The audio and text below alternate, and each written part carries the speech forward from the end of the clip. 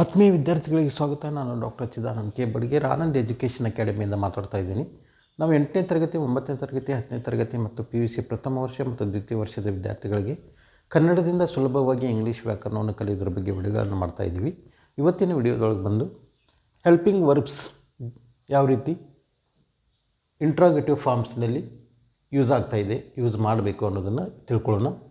ಹಿಂದಿನ ವಿಡಿಯೋದೊಳಗೆ ನಾವು ಆ್ಯಮ್ ಅವನ್ನೆಲ್ಲ ನೋಡಿದ್ದೀವಿ. ಇವಾಗ ಹ್ಯಾವ್ ನೋಡೋಣ. ಹ್ಯಾವ್ ಪ್ರೆಸೆಂಟ್ ಟೆನ್ಸ್ದಲ್ಲಿ ಯಾವ ರೀತಿ ಮತ್ತು ಪಾಸ್ಟ್ ಟೆನ್ಸ್ದಲ್ಲಿ ಯಾವ ರೀತಿ ಇಂಟ್ರಾಗೇಟಿವ್ ಫಾರ್ಮ್ಸ್ನಲ್ಲಿ ಬರ್ತದೆ ಅಂತೇಳಿ. First have I had I past ಟೆನ್ಸ್ದಲ್ಲಿ ಹ್ಯಾಡ್ ಐ ನೋ. ಅದೇ ರೀತಿ have we had we no. ಇದು first person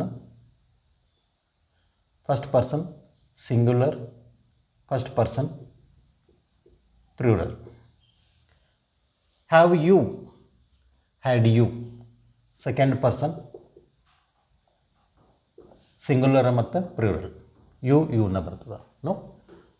then has he had he, has she had she, has she had she, has it had it no.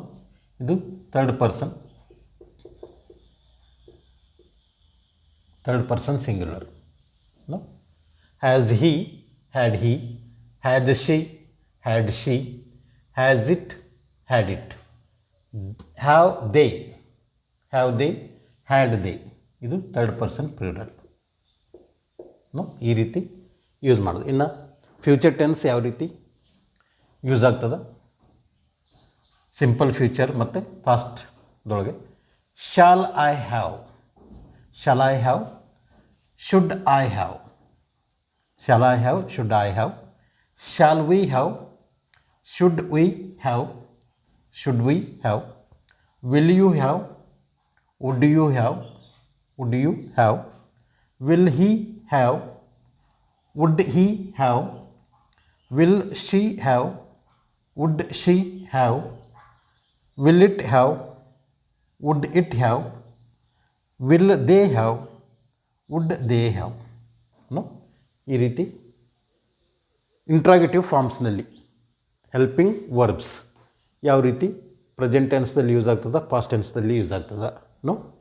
ಫ್ಯೂಚರ್ದೊಳಗೆ shawl ಮತ್ತು ವಿಲ್ಲನ್ನು ಉಪಯೋಗ ಮಾಡ್ತೀವಿ. ಅದರೊಳಗೆ ಇಲ್ಲಿ ಪಾಸ್ಟ್ ಟೆನ್ಸ್ ಯಾವ ರೀತಿ ಯೂಸ್ ಆಗ್ತದೆ ಅನ್ನೋದನ್ನು ಈ ಒಂದು ವಿಡಿಯೋದಿಂದ ನಿಮಗೆ ತಿಳಿಸ್ಕೊಡ್ತಾ ಇದ್ದೀನಿ.